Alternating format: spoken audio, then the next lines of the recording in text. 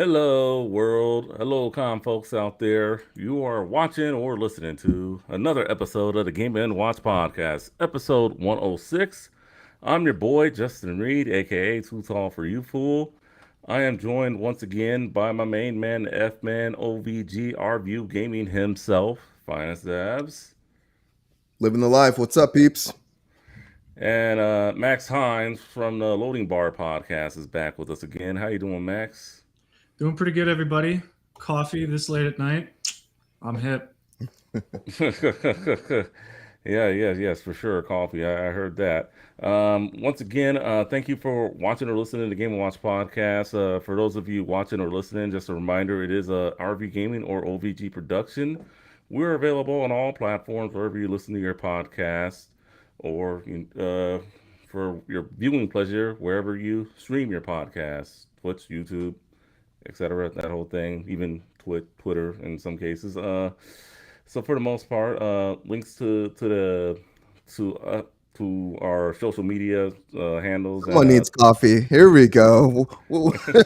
and show notes will be uh, and links to the articles will be in the show notes. Excuse me. If you have any questions or concerns or anything like that, Game and Watch Podcast at gmail.com. We'll read your emails on air.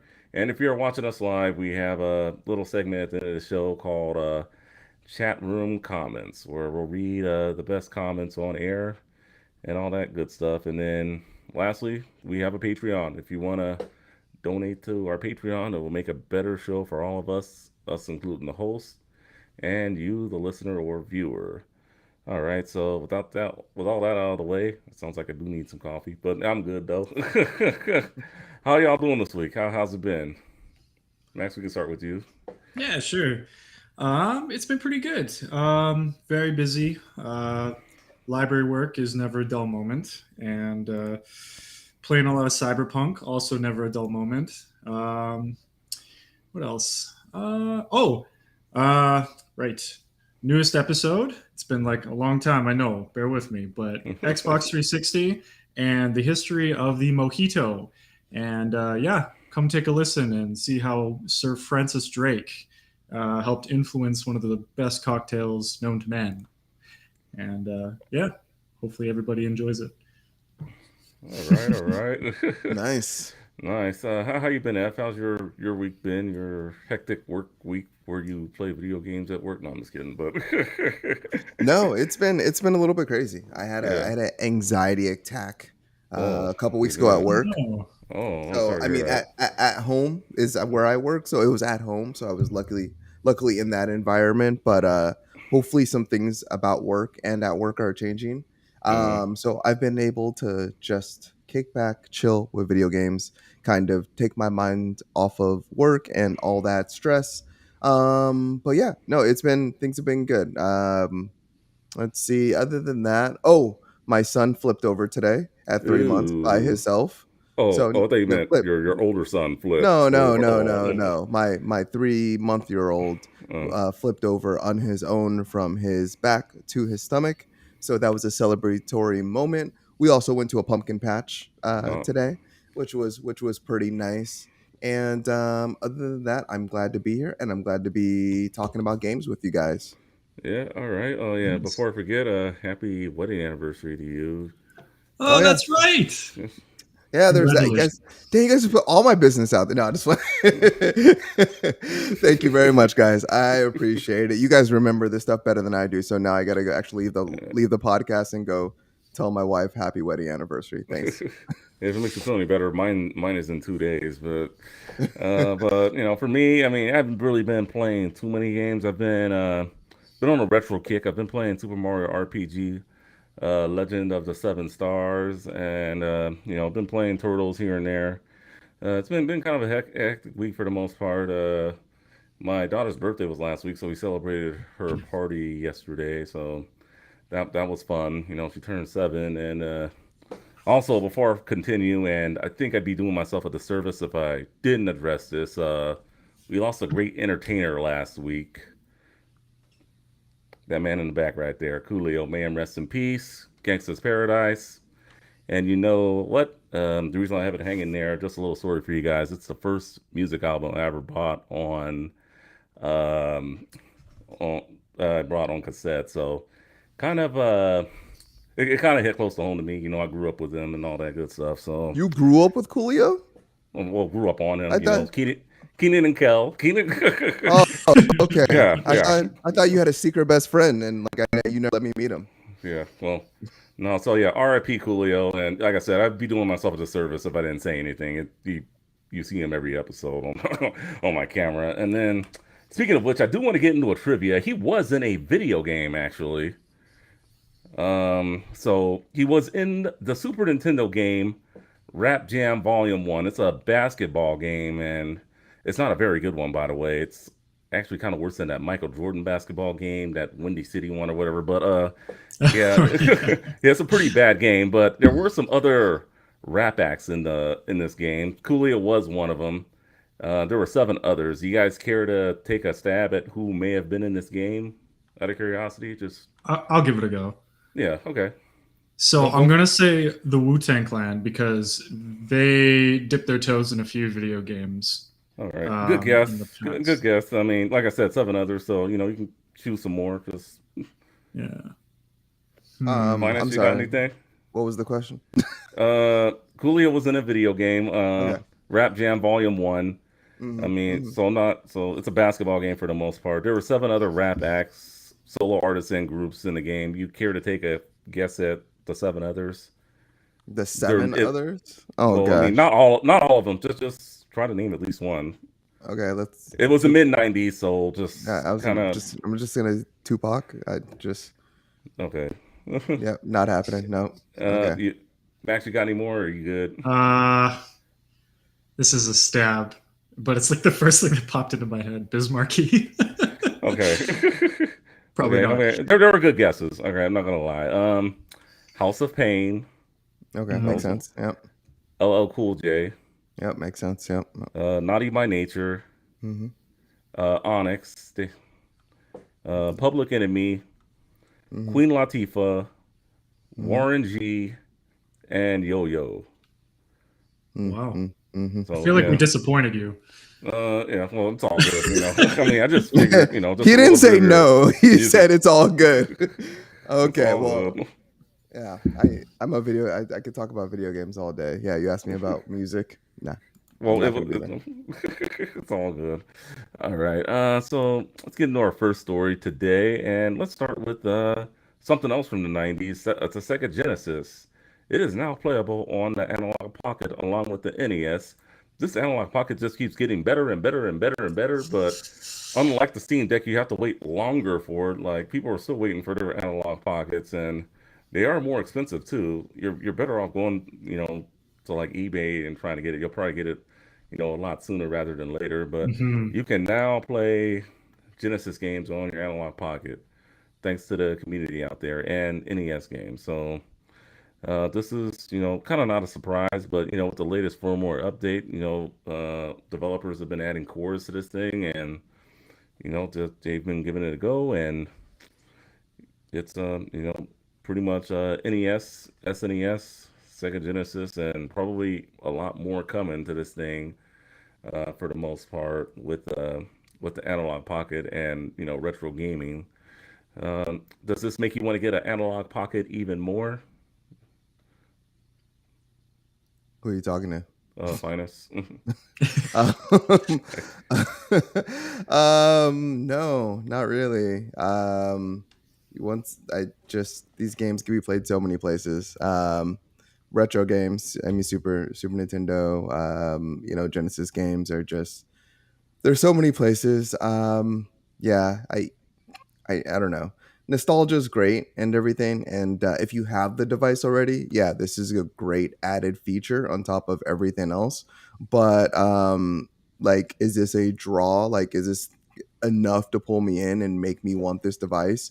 And want to like go buy? I don't know. I forget how much was it? $329. So Yeah, I something don't like know. that. Hmm. Yeah, maybe two something. I don't know. It's not enough draw for me to want out and go get this. Especially as you said, like people are still waiting to get from their original pre-orders. Like so. No, I'm not gonna pre-order this. I'm not gonna waste my time, and I will play all these other games on my phone, on my imaginary Steam Deck, or on my mini consoles that I have, or any other way I can play it. No, this is cool, but that's it. Yeah, Not for you. All right, I not for got you. me. I got you. What about you, Max? Does this make you want to dip into retro gaming even deeper and pre-order it all out of pocket and hope it gets here by next Christmas? By the time I have another man bun, yeah. Um, it is exciting me quite a bit actually. Would I get this right now? Definitely not. But the idea of just in general with the Steam Deck and handheld gaming and having something to dock it on or something to like your computer full of like your emulations and stuff like that, being able to transfer it onto something you can take on the go with you is amazing. I think that the future of gaming is definitely portable. There's, I mean, like, kind of ridiculous for me to say that at this point, considering that's where everybody's going. But having something like, let me say, like, I could see this as being my retro console. Let's say I don't have enough memory on my Steam Deck, which I plan to get eventually to, put all my stuff, all my emulation on there. It's nice having, I would say, two consoles, like a retro console and my main kind of console being, let's say, the Steam Deck. If I'm feeling retro, I take the retro one with me. If I'm feeling like, everything else, I take the Steam Deck with me. It's just that convenience that's really, or the idea of convenience is really drawing me in. And that screen is very crisp. Yeah, I love that screen. Definitely, it's making me want to get into. I've been thinking about this for a while. I've been wanting to get into Game Boy Advance collecting, and I mean, obviously, I'd have to get a Game Boy Advance. I do have a DS Lite I could play Game Boy Advance games Mhm. on, but I mean, but then looking at this too, it's just like, this looks sweet for like Game Boy Advance games. You can change like the color palettes and all that stuff on there. Hmm. But at the same time, though, I mean, it's a steep price tag, man. So, Yeah, can does anyone know how much this thing is actually? um, I can I find thought out we real said quick. 350 last time, but I don't know. Somewhere in the 300s. I can check it real quick. I'm on the website now. It is, if I go to the store, it is 219. 219. Okay, Oh, so okay. yeah, not that steep, not as steep as we were thinking, but Well, still. I mean, well, the thing is, if you want a quicker, people are flipping this thing, so it's probably gonna be Mhm. like $300, Yeah. give or take. So, but if you do buy it from them, and it looks like they do have some available right now, so. But and then all the hardware stuff. If you want the Neo Geo Pocket adapter, that's a $30. Game Gear adapter, that's another $30. All Hmm. the adapters are like $30 a piece, and then I believe the dock is another $100, and then they also have like a hard case for it, which is $30. So what you're telling me is I should buy it and then just hack it like everyone else, jailbreak it, and put a whole bunch of emulators on it because. Exactly. Yeah, that was my whole spiel. Put Yeah, emulators on it. Take your emulations on the go. Just do it. Yeah. yeah, definitely. Convenience. Yeah, yeah. Check them out though. Analog.co.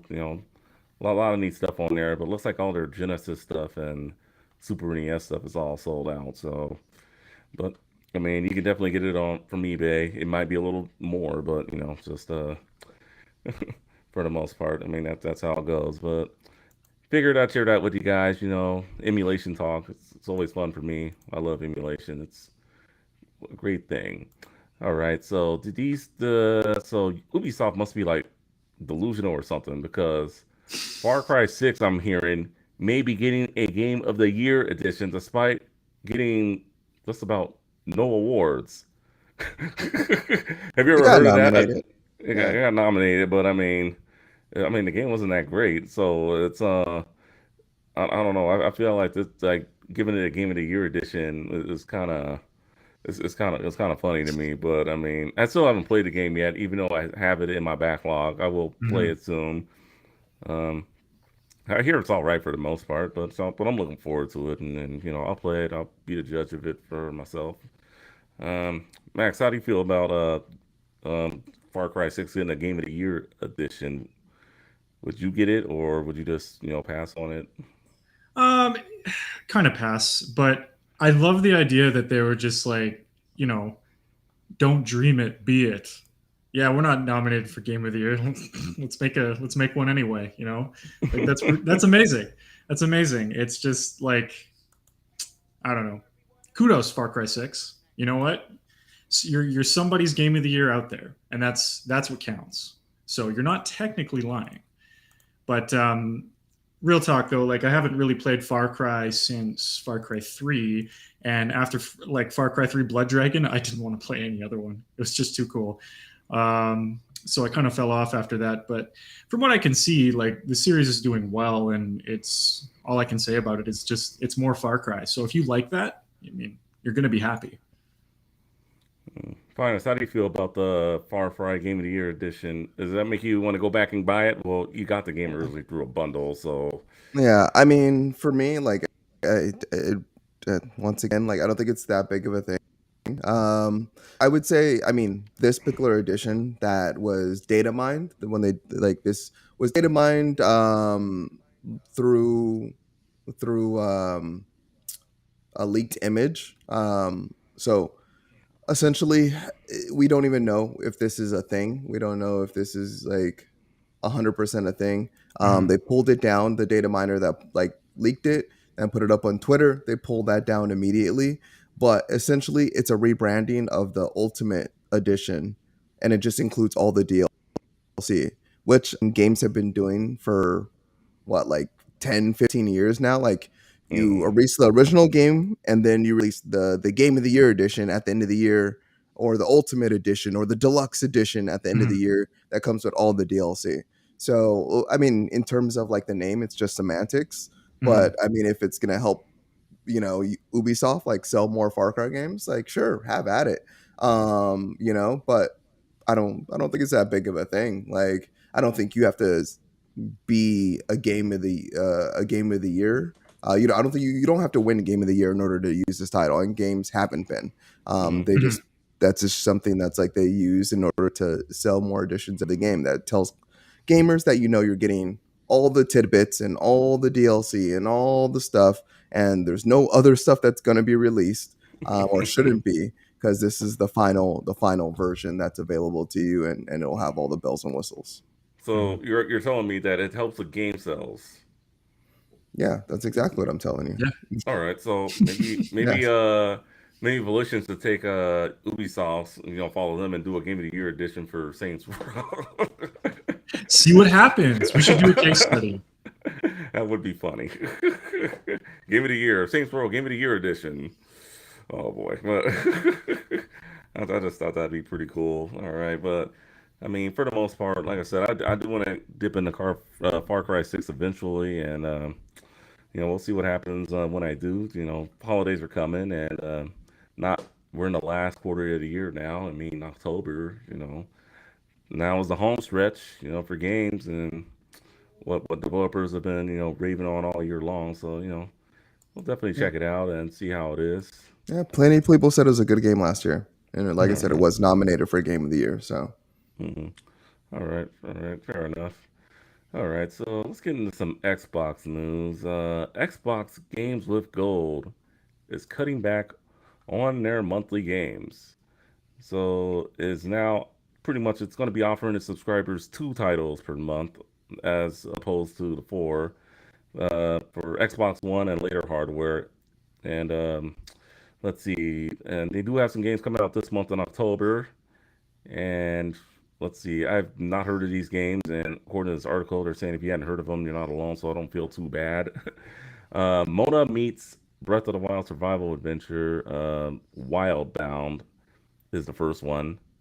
And the second one is Bomber Crew Deluxe Edition.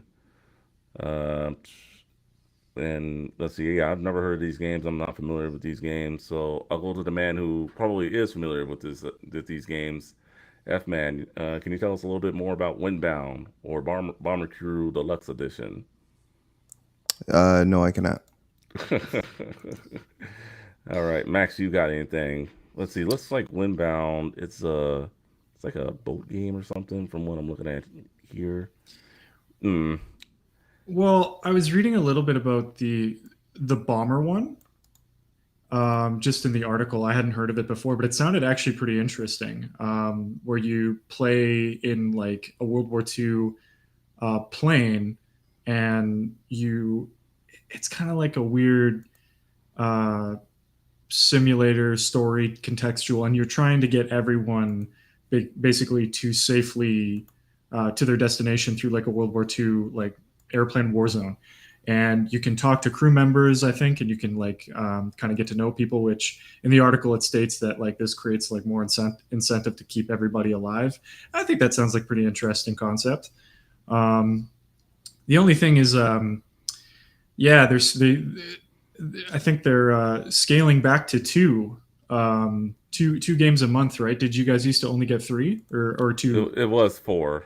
It was four. Okay, Yeah, four games so, a month so now. they're Yeah, really they're splitting scaling. it half. Ooh.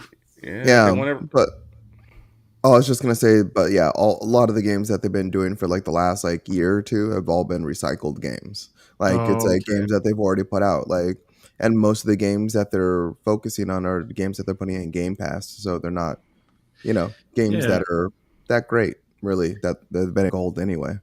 So Yeah, as Xbox users, at that point, do you think that they should just scrap games with gold completely if they're not going to put a little bit more effort into it and just stick with Game Pass? I think that's what they want most people to do is just switch over to Game Pass. Maybe that's why they're putting these games on purpose here. I mean, that's the only thing I can think of. I Hmm. mean, that for me, that would just depend on what they're currently their user base is for people that have games with gold, because it's still something you pay for. So, Hmm. like, is that base like still like 3 million people? Is that 10 million people? Is it more than that? Like, I think is the really the that begs the question. Like, if that user base is still there, then yeah, you have to keep it around. But the fact that they're dropped it down to like two games, I don't know. That might be indication that like many people aren't like haven't purchased games of gold, or it's Hmm. not being utilized as it should be. Or maybe it's just a indication that like, oh, we don't really need this if we do have Game Pass. I don't know. There's a lot of different options. Hmm. Fair Yeah, enough. yeah, definitely. I mean, I would just like to see them move on from this thing, but I mean, I know, I guess not everyone wants to pay for Game Pass if you're an Xbox user or Game Pass Ultimate, because I mean, I think people, if they do have this, it's just for the online, Yeah. and that's pretty much it. Like, let's be real about this. But I mean, I'm at the point now where it's like these companies make enough money that they could just do free online, and then I don't know, but I No, mean, no, they can't. I would like It'd to be see free nice. online, but Yeah. I mean, the PS3 was on like was free. yeah, And Yeah. it was free, so it got you into the user base in order so like you get like you jump into the ecosystem, because if you jump into the ecosystem, you're less likely to leave the ecosystem. So after they got you, then you're here. You pay for it every month. Because like you got used to a certain cadence, you got used to having online and all these different things. On top of that, I don't know if you remember the PS3 interface and online. yeah, I do. It was shit. Like, it was shit, and part of that was because it was free. So you kind of get what you pay for. So you want to make sure that you're getting a solid product, that they're going to invest in, and they continue to invest in that because you continue to invest in them. And that goes the same thing for Xbox. That's the Hmm. reason why Xbox keeps on making Game Pass better and keeps on making that whole infrastructure better. And last week we just talked about it, how they allow you to customize the dashboard and now the light on the controller and all those different features and everything. The reason why they're allowing you to do that and giving you those more options is because they want to make it better. So you stay invested within the entire ecosystem of having online. It's never going free again. So you can kind of just throw that one out the window. Never hurts to dream, but but definitely. I mean, we'll see what happens with uh Xbox games with gold. I mean, hopefully they just put out some better games or just make a flat rate for it online for those that don't want to do Game Pass for the most part. But Yeah. we'll just have to wait and see. Sticking with Xbox, looks like they got some games coming out for the month of October. They've already announced them. Seems like they announced them like new games every week coming to the service. October 11th, you got Coral Island. Also, October 11th, you got Evil. I think I said it right. Mhm. Coral Islands for the PC, by the way. Dyson Spear Program coming October 13th. That's also for PC. A Plague Tale Requiem, October 18th.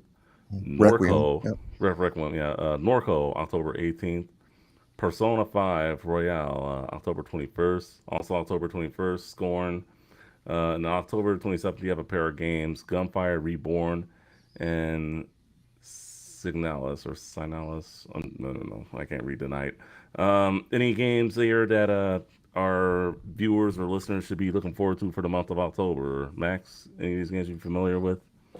So I feel like I'm from the dimension where like I have been waiting for Scorn to come out for like the last like 10 years. Like I feel like the first time I saw anything about it was like way back in like 2011, and I feel like I brought this up before. But I think like the earliest like anyone has ever like seen of it, it was like 2014. Maybe my whole timeline is totally wrong, but I'd love to see this because it's a HR Giger, David Cronenberg esque horror shooter. Like all of the guns are look like, I don't know, organic, like disgusting alien body parts of some kind, and I really vibe with that.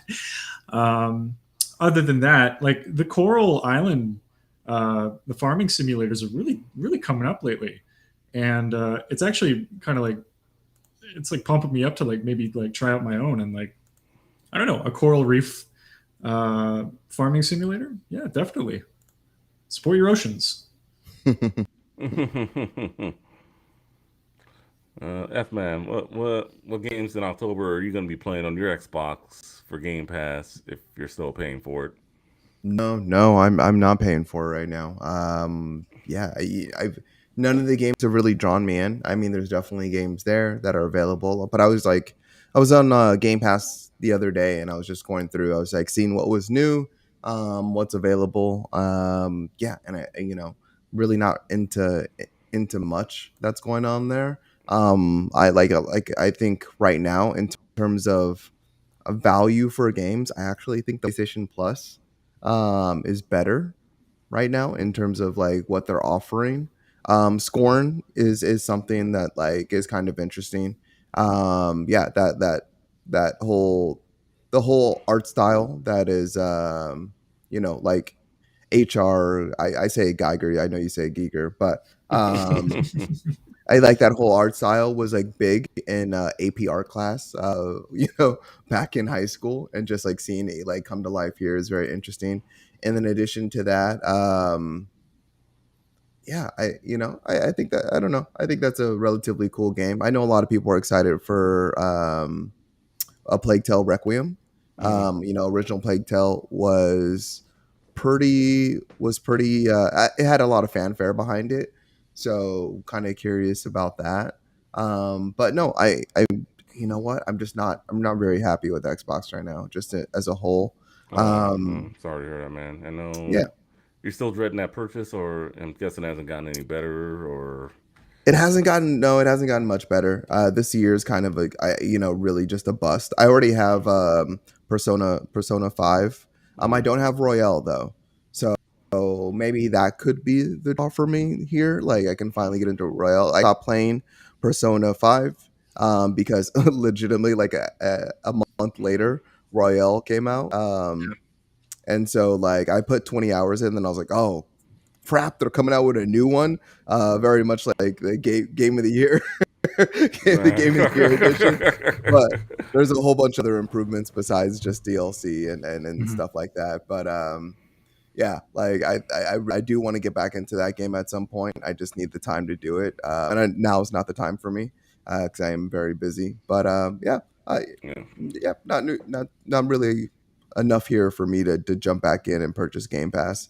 yeah, Especially when I have the PlayStation Plus for the next 7-8 months. yeah. I mean, I think right now the PlayStation Plus is a much better value than Game Pass. Unfortunately, I mean, I know they have their first parties like Forza 5, Horizon 5 is still on there, and Mhm. Halo, I know it's doing its thing. It's been having its share of problems though, but yeah, I mean, right now, I mean, going into this holiday season, if you have an Xbox Series X or S, it's I don't know what to tell you. It's gonna be kind of like, I mean, just to play third party games. I mean, if you don't have a PlayStation 5, I guess that's all right, but Yeah. I don't know, man. I feel like they could have did better. Yeah. It's Looking at the sad rest when of the Switch year. is like putting out more first party games than like Yeah. Microsoft. Yeah, It's yeah. like what? It It's hurts. It It really kind of does hurts, hurt. man. Yeah. I mean, one thing, yeah, Nintendo has the games, but yeah, this I thought, I'm not gonna lie, as a gamer, who likes to watch the whole industry as a whole, Mhm. I thought Xbox would have did a lot better. Yeah, it's like the very thing that really separated Xbox when it came out. The third party support is it's kind of like what's killing it now. Yeah, yeah. I mean, hate to say it, but it's the truth. So, I know Xbox has that ambassadors program, but I mean, how far is that really gonna take you? Just, Hmm. I mean, I feel like it's not worth it. I mean, that's just my opinion there. Yeah. So, I mean, Yeah. but I mean, in terms of what might get gamers sucked into Game Pass, who does have a Series X or S, and if they have no other console, probably Persona 5 Royale, and the other game, A Plague Tale of Requiem. So just so I would probably recommend those two games for anyone that's looking forward to this lineup for the month. And Xbox is always just dropping more games, dropping them like it's hot. So we'll see. And then no word on any games that are leaving the service as of right now. So I mean, unless I'm missing something, but otherwise, those are the games coming. Enjoy. And yeah, so for the most part, we're gonna move on to. Actually, hold on a sec. Accidentally clicked out of my notes here. All right, here we go. PlayStation Plus. Yeah, PlayStation Plus, the service you do have, and looks like they have a pretty good lineup coming out this month. So That we're they gonna go through do. these games. Injustice 2, super hot. And last, certainly not least, for the PS5 and PS4, Hot Wheels Unleashed. Great lineup. Well, I mean, yeah, it's a great lineup, a great lineup. Maybe not excellent, but it's a great lineup. Hot Wheels Unleashed. If you have not played that, download it. It is fun. It's Mhm. what every Hot Wheels game should be. You'll be grinding for a minute there, but it is fun. And online's not that bad either. I mean, but that definitely it's definitely a fun game. I really like that. And Justice 2, I'm not the biggest fighting game fan, but it's definitely worth a try. I'm definitely gonna give that a download. And super hot. I don't have too much experience with this game, but It's a great uh, game. Oh, it's yeah. wonderful. All right, Yeah. all right. I'll let you take it Must away, play. Swanus. Yeah, must play. Yeah, for Yeah. sure. It's super Um hot. oh you Super hot. the All soundtrack right. is amazing. No, it's a how do you even explain it, Max? It's a shooter puzzle Yeah. game that's in first person where you kill guys in order to build up meter in order Mhm. to slow down time to dodge more bullets, and it's Yeah. this vicious cycle of it getting more complicated. And if you have a PlayStation VR, the original one, it is an excellent game in that too, and it's even better on HTC Vive. It's also on the Quest 2, and pretty much every VR headset out there, which only improves the gameplay. It's like it was meant to be in VR. But yeah, Super Hot is so much fun. It's like the game that like rivaled Beat Saber before Beat Saber became a thing. Like Oh it yeah. was like the original Beat Saber, and yeah, just so much fun. It was one of my go tos when I would play PlayStation VR, and then I tried to play it without it, and it kind of just wasn't the same in terms of immersion, but still a great game nevertheless. And yeah, it's definitely a must play. Hmm. Yeah, that's totally awesome. So I'm glad you guys had a great time with it. So I will definitely download all two of these games because one of them I already have, Injustice 2 Oh, you and do? Super Hot. Yeah, I have that one. I've had that. I got it last year. I've had it a Oh, while though. wonderful. So I was yeah, gonna definitely. say, if you haven't had it yet, Yeah. one of gateway characters you could play as the turtles. This is true. You can play as the Ninja Turtles. That and so that's like my kind of my biggest complaint about this pack in terms of like games that are available. Um, is like two of them are like super old. Yeah, Like yeah. Yeah. I've had Injustice 2 forever. It's gone on sale a billion Same. times. Like it's gone down to like I think like it's 10. 4.99. Oh, is it four man? Yeah, exactly. Because Last it's time just I been saw out. it. It's just been out for so long. On top of that, Super Hot's kind of the same thing. Yeah, Like this game has been out for years and years. Like at least 5 years, I want to say, easily. yeah. And Injustice 2 so, is. Oh, sorry. Go ahead. oh no, what were you gonna say? Oh, a long-winded story about how it was my gateway into competitive esports, and how bad I was at it. But yeah, we could save that for another time. Well, You can say, and now I'm kind of interested. Now Like, you're interested? yeah, Okay. yeah. Break it down for us real quickly. yeah, yeah, definitely break So it me and a down. buddy, we're big, comic book fans, and we both got on the Injustice train, and we signed up for. We have a chain of movie theaters in Canada. Maybe you guys have Cineplex Odeon. No, In the no. States. Is I've that not heard of it. I think I've heard of that's it, where but they there's show none in porn, Southern right? California. Yeah. Listen, It sounds like a porn it's theater. no, it's like our equivalent of like AMC. Okay. I've heard of Cineplex. I don't think they're none in Southern California, but Skinaplex? What? Skinaplex, Cinemax. Anyway, yeah. the movie theater would sponsor esports, and they had a lot of fighting game tournaments: Street Fighter V, Mortal Kombat X at the time, and Injustice 2. That was like the biggest new one. And we signed up. It was, I was main in Batman at the time, and I was feeling pretty confident. And my first match was against Deadshot, whom I don't know if you guys are very familiar, uses guns and sits in the Mm. corner and just shoots you. So that's about the. That's basically how my first match went. I tried to get on this guy, and this was, before all of like the nerfs and everything like that. And like launch Deadshot was so busted. It Yeah. was, it was so busted. He had like these trick shots and these ricochets that would just bounce you around. You could not stand. He would just constantly keep you off balance, and I spent the entire matches just trying to get in on him. Yeah. My confidence was shot after that. My buddy, he got to the next round playing Dark Side because his opponent never showed up. And then Lucky you got to buy. he got a bye. And then when he actually played, he got stumped. And his technique was to stand in the back and shoot omega beams at people, and the guy got pretty wise to it and took him out. So we were humbled that day. Nice. That's I mean, hilarious.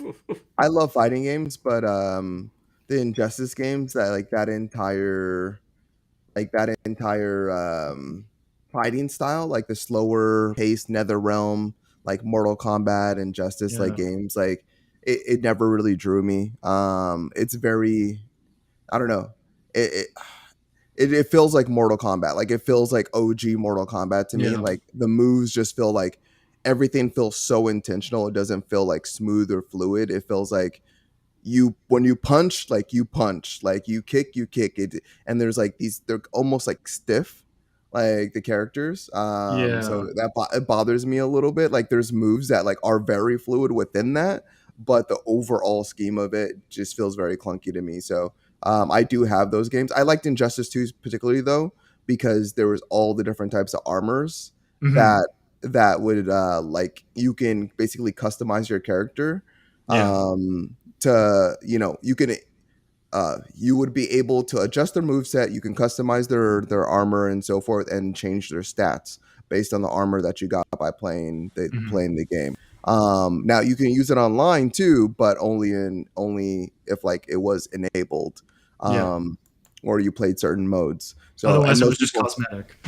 yeah. Otherwise, it was just cosmetic. So yeah, I'm happy with that. And my entire point was just those two games are old, but Still great games, nevertheless. Hot Wheels Unleashed. I've been playing that for several weeks now. I Mhm. pop that in for like 10, 15 minutes and I'll play like one or two levels.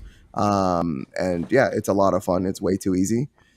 but but other than that, like it's still fun just to like race around like a giant basement or an arcade Yeah. or a billiard or whatever the case. So yeah, love it there. Yep.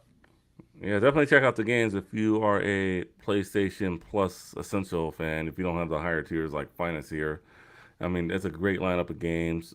Super Hot, as you heard from them, Injustice 2, and definitely Hot Wheels Unleashed. It has my stamp of approval, so you'll love them. Check them out. Can't go wrong with them this month.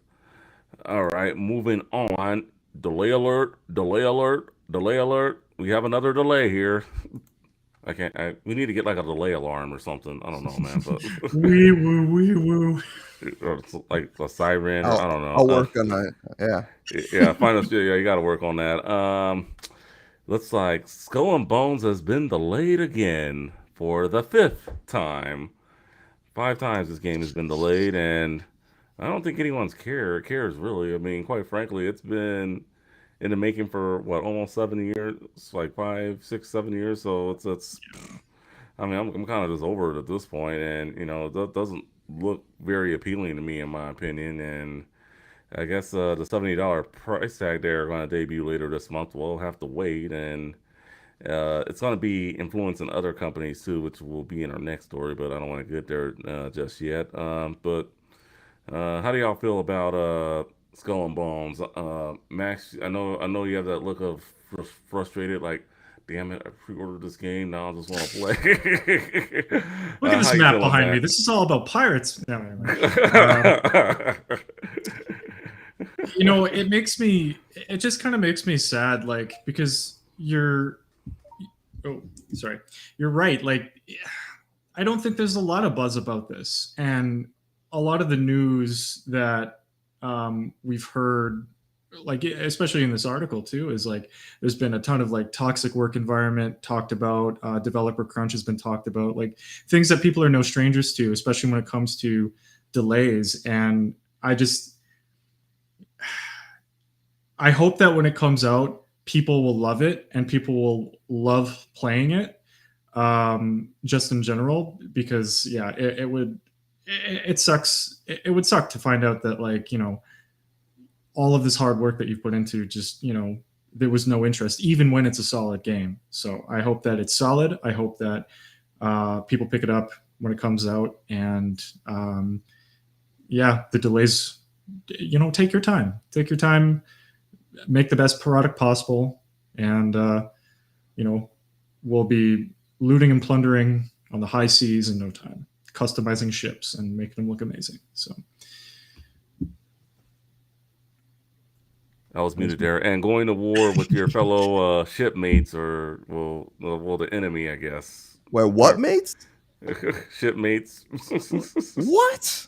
Okay, sorry. I'm just being silly. Yeah, I know. Um, How do you feel, Finance? I know you're mad that you're not going to be playing no Skull and Bones this year on the Xbox Series X.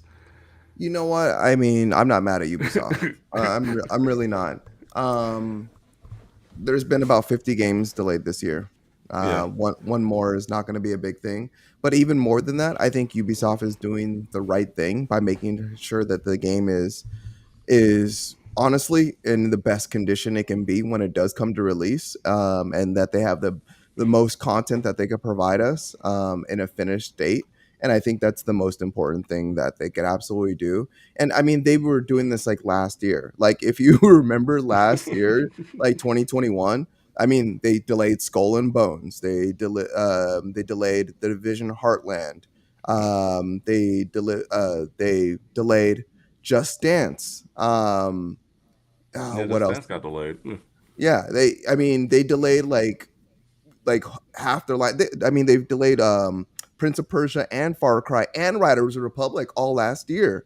So like the fact that like Ubisoft is like taking these hits left and right, I mean, is kind of worrisome because that could be like poor management and and like Yeah. other problems right there. But the fact that they're like willing to do it and make sure that like these games actually have a fighting chance, I think is more important than anything. So I mean, yeah, like delay it. Give it some room to breathe, hopefully. February is looking stupidly packed next year, and this game is set for March. So I don't know how much room it's going to really have to breathe. I But think what I'll keep going. oh no, no, no! Well, jump in, I please. think what a $70 price tag, it's not gonna do very well. I'm just being real with you. Well, I mean, you better get used to it. This is Ubisoft is just jumping on the bandwagon. Yeah. We're Yeah, already seeing Sony like Sony's saying like, oh yeah, these games are going to 70. EA is saying like their games are going to 70. I'm pretty sure Activision and Call of Duty will all be next. Ubisoft is just jumping on the train. Like it's that time. We're starting to see games only be next gen exclusive. We're Yeah. yeah, starting to see less and less yeah, multi generational games. And even with that, like it's been a mess. Like the last two it years has have been a been a mess. mess in terms of upgrades and paths. And Sony said they weren't going to do it, but they ended up doing it. Microsoft is like, oh yeah, we're gonna do it, and now they cut it off like earlier this year. So yeah, and it's just been a total mess. But yeah, get ready. $70 is going to be the new price tags for games. Mhm. And it'll be pretty much cemented in 2023. If not all games, most games. So, Yeah, you know, yeah. So March 9th is when Skull and Bones comes out.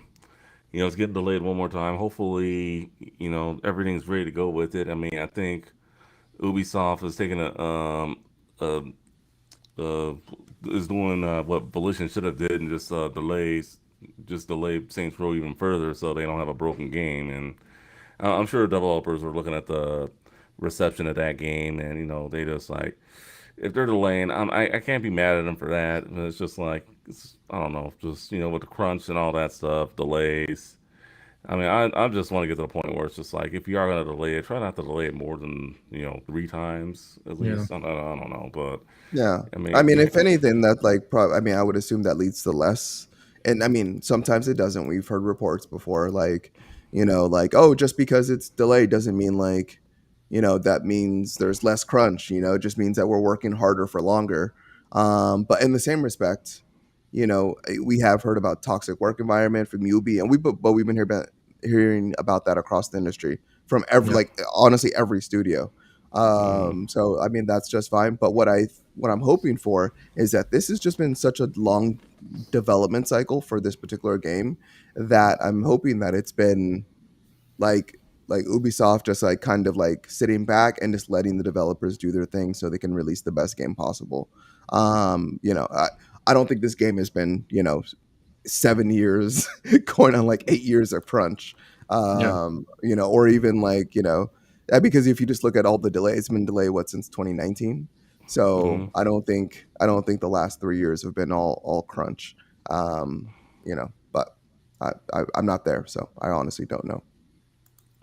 all right. Well, speaking of $70 games, we're gonna stick with $70 games for a little bit, and we're gonna talk about a $70 game that appeared on the Nintendo Switch, and I'm pretty sure Nintendo's gonna follow a lot of these developers too, going putting their games at $70. I mean, do you think the next Zelda game being cheaper than Skull and Bones would go well with Nintendo? I mean, let's No, you're gonna have to take a mortgage out. and that's just funny to me. But yeah, a $70 game has appeared on the Nintendo Switch eShop. And what's weird about it is it's an old game. It's Elder Scrolls V Skyrim Anniversary Edition, and it's all digital for $69.99. Man, Ugh. yeah, yeah. The first game that's $70 is Anniversary Edition that does not even have a physical edition. It's just digital. And just for the most part, $70. Yep, Skyrim $70 on the Nintendo Switch, and just get ready for the third parties and definitely the first parties. Like I said, I mean, with Nintendo, I mean, the next Zelda game, uh, Tears of the Kingdom versus Skull and Bones. being cheaper than that, yeah, I don't think that's going to sit well with Nintendo. Just saying. But how do y'all feel about a $70 game on the Nintendo Switch? Go ahead, I Max. have a counter question. How do you guys feel about Skyrim being released for the 16th time in 11 years? That and yeah, the fact that it's an old Oh game for $70. my god. I Does it do mean, my taxes? the amount of work that they had to probably do in order for them to get it to work properly on the Switch. I mean, because if you remember this game had bugs on like every console, especially on I Oh mean the yeah. PlayStation 3, Oh yeah. it was unplayable. So just the amount of work that they had to do on the Switch to get this running, I'm actually not surprised it's $70. Yeah, Yeah, they Look, probably earned each and every one of like, yeah, let's hit it at something. It was so hard, even though this is like the 15th, 16th time rolling out this game. this is ridiculous. Like I'm not like it's exhausting, but I'm not even mad about it anymore. It's just hilarious. This is like the greatest joke of all time. They're gonna be releasing Skyrim when we're in our 50s. yeah. I I swear it's mean, gonna happen. GTA 5 is doing the same thing, and they keep Yeah, on selling them. So I mean, yeah, if you can keep on releasing the same game and keep on making money off of it, then why not? yeah, Like, yeah. Just imagine if GTA 5 comes to the Nintendo Switch, Oh my they'd god. probably put it at some. That's Wow. just really funny to me. I mean, I had a feeling we were gonna get a kick out of this one. Yeah, you were right. You were right. I feel like I've been kicked to the teeth, to be honest with you, but oh, Yeah, and they tried to be quiet about it too, but I mean, there was an article. Yep, $70 version of Skyrim quietly appears on the Nintendo Switch. they're trying to be yeah, quiet about this. Yeah, Yeah, they know how they know what they're doing. Let me yeah. just like slide this under the table here. oh that didn't work. Nice Yeah, try. yeah. Yeah, No, nice try, we're gonna fellas. see this more and more. Yep, World's worst yep. pickpocket. Yep. The next Zelda game, $70. So don't be surprised, anyone. Well, they haven't announced the price yet, so you never know. All right, enough with $70 games. So there was an interview done with the Steam Deck over at the Tokyo Game Show with Kat Bailey from IGN, doing it for IGN Southeast Asia. And for the most part, I just wanted to focus on the slimmer Steam Deck having some drawbacks, and I know this was a pretty lengthy article. We'll definitely link it in the show notes. But let's see. A question was asked, if I can find the question. Let's see. Yeah, I should have bookmarked this. All right. So pretty much, what I believe Lawrence Yang, that's his name, I believe. He said that pretty much answered the question about a slimmer Steam Deck. It would probably mean less battery life. So we would just have to weigh all those and make sure that we can do what we can to mitigate it. So for the most part, just answering any questions about the Steam Deck, and if it could be if we can get a slimmer one, because let's be real, the hardware is heavy. Some people use it as a handheld, some people use it as a console with Hmm.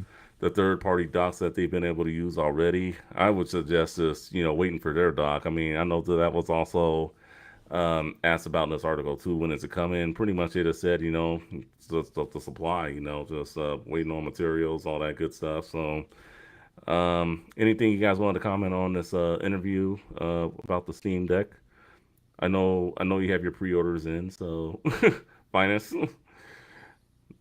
Yeah, I mean, just of course, a small, like not necessarily smaller, but a thinner, lighter Steam Deck, would be nice. Yeah, I would say, as the article mentions, there's pros and cons to that. So they need to make sure that the device is cooled properly. They need to Hmm. make sure that they have a big enough battery so you actually can get some decent battery life out of it, which what's it called, kill switch Kill switch. from Dbrand, which we haven't talked about, Mm. but I heard that is an excellent case for the Steam Deck.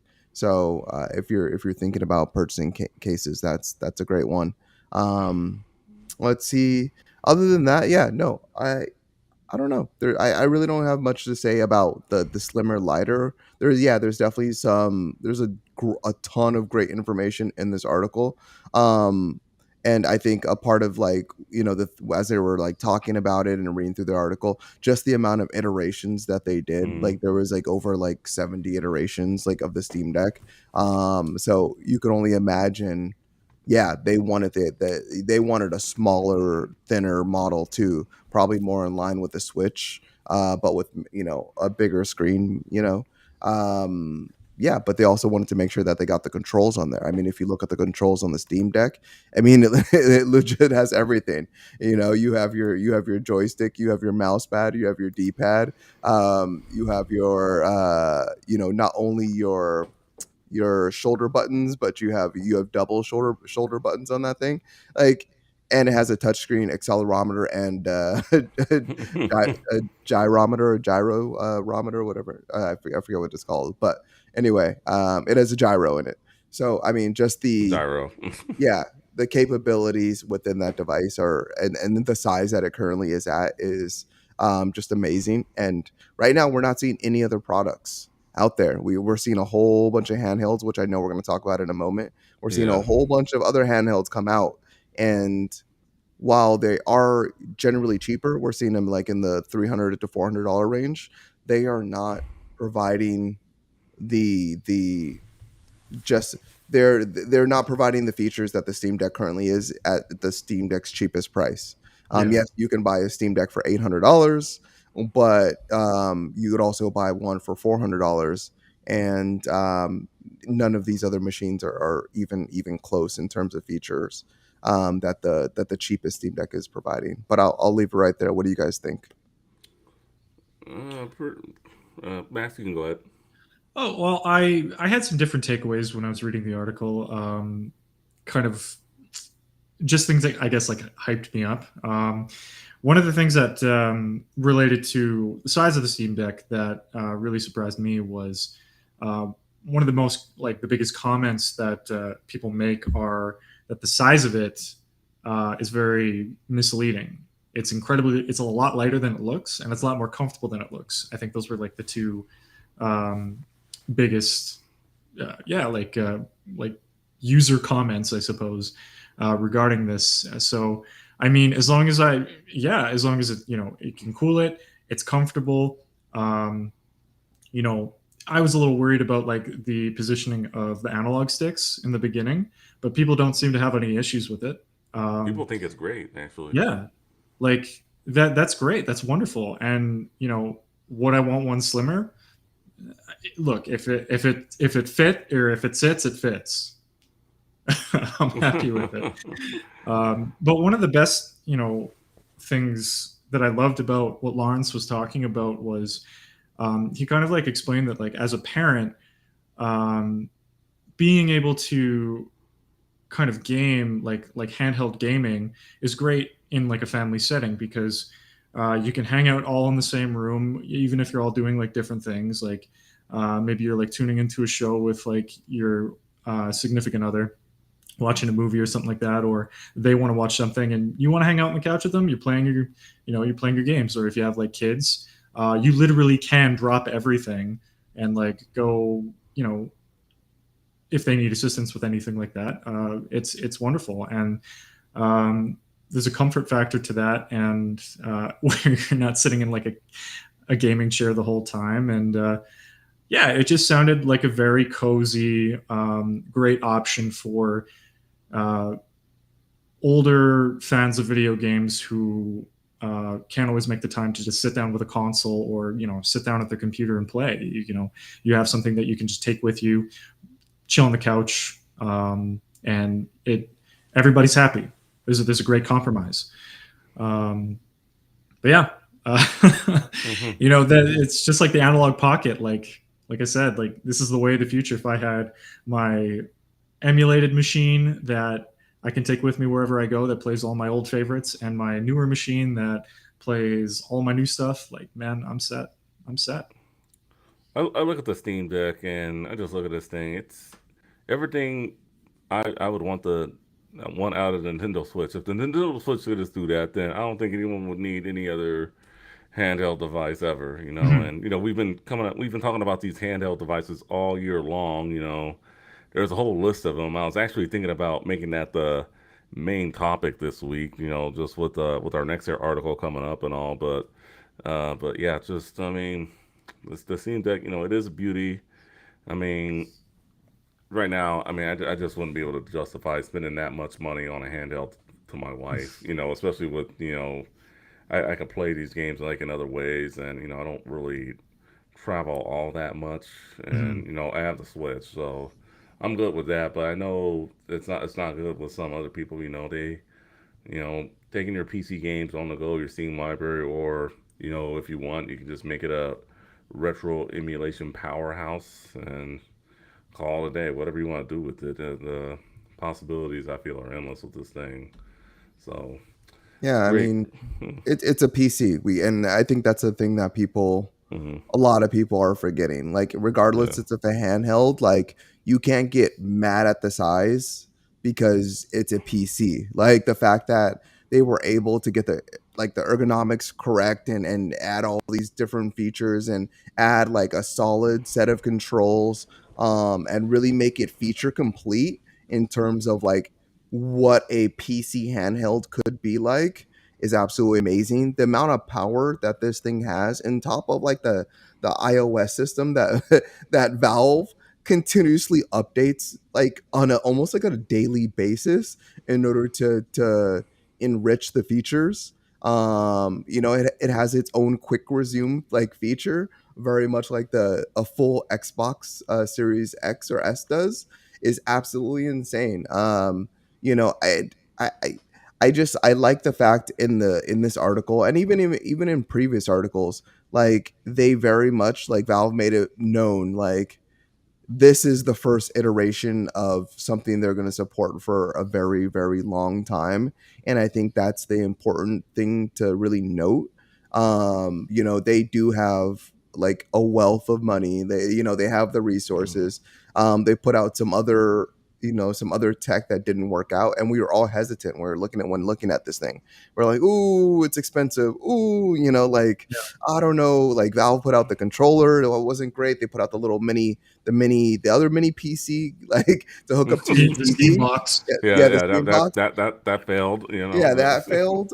But taking those losses and applying it to something, applying those features into to something their newest piece of technology and that works, and that's only getting better with time, is absolutely amazing because you don't see that with a lot of pieces of hardware, it releases and it gets better with time. Like if you look at the switch was pretty much like an outdated piece of tech when it released, but But they've people been still able. bought it. Well, yeah, I mean, Nintendo is they're wizards and using their own tech in order to finagle like secret ways in order to use it and really optimize for it. And really, like, the PlayStation, and of course the a lot of the PlayStations, each generation and most generations, like the games, they keep on pushing the hardware like more and more. So we usually see like it best at like between like 5 to 7. But you don't typically see that with handhelds. And yeah, it's such a wonderful piece of technology, and I honestly want one now. The only reason why I haven't bought one and I'm not going to buy one right now is because I can't wait for the next one. Like, I'm so excited about the next feature set of Valve's handheld, and I don't think it's too far away. I Mhm. think I think we're gonna see it like within the next 1 to 2 years, the next iteration of this, and that'll be my first one, and I'll hold on to that for some time. But really looking forward to it, and yeah, this thing just gets me excited every time I see it and talk about it. Man, that's the same reason why you haven't bought the Switch yet, because you were waiting on the next Switch to No, no, no, it no, won't. no, no, no, no, no, no. It's not the same because the Switch is a piece of shit. Pardon my French. The Switch Mm. is just a piece of shit. It's always been a piece of shit. Yes, You get Nintendo exclusive games on it. Totally happy about that. The Steam Deck is something amazing, and it deserves to be purchased right now. And I would love to purchase it right now, like, you know. But Yeah. at the same time, it's like that's it's this thing with cell phones. It's this thing with technology and things like that. Do you buy the first one that comes out? Like, should you buy it? And if you do, like, when you spend as much as you do on something like a device like this, like it like, you're not going to go get rid of it like soon as the next one comes out, like the iPhone or whatever. Usually wait like 2 or 3 generations because you just dropped such a large amount of money on that piece of technology. Yeah.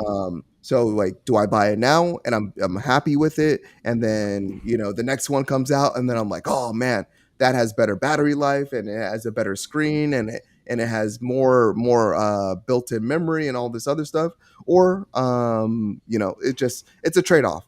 It's like, do you want to be in the now or do you want to be in the later? And right now, I want to be in the later. I want the newest, best thing. And for me personally, I can't afford to buy every iteration of every piece of hardware. I would love to, but I can't. So I make these hard choices for myself and I wait. And the Switch is not a great piece of hardware. So I've been keeping away from that, because if I was to buy a Switch, the amount of things that I would have to buy in order for me to use it how I'd like to use it would cost me as much or more as a Steam Deck. So I rather would just go buy a Steam Deck. But Yeah. I'm done. You know what, Finest? You are a consumer who plays chess, aren't you? I am. He You is. you let the is. you let the pawns go first, and then you wait for the bigger pieces. I like it.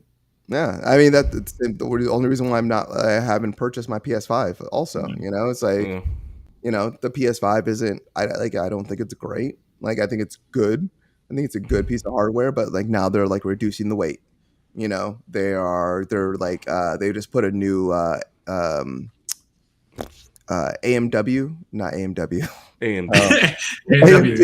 AMD chip in it, and we're gonna see those. We're gonna see those. They put root beer in the PlayStation 5. Yeah, with the side of a root beer float. Oh yeah. Get yours today. If that was the case, if it was it's big enough that it literally could dispense sodas. Yeah, and I do play chess with these things, and just the way technology works, you kind of have to. So yeah, I'll be purchasing that at a later date, but yeah. All right. Well, we're gonna stick with handhelds just for a little bit. So last week we talked about Logitech's new hardware that's gonna be, focusing on cloud gaming. With its handheld. Looks like Razer and Verizon and Qualcomm are getting into the mix. And the name of this is the Razer Edge 5G. It's going to be sporting Snapdragon G3X Gen 1, which is Qualcomm's latest gaming platform. If you read the tweet from George Corinios, I know I've mispronounced that. Sorry if you are listening, George.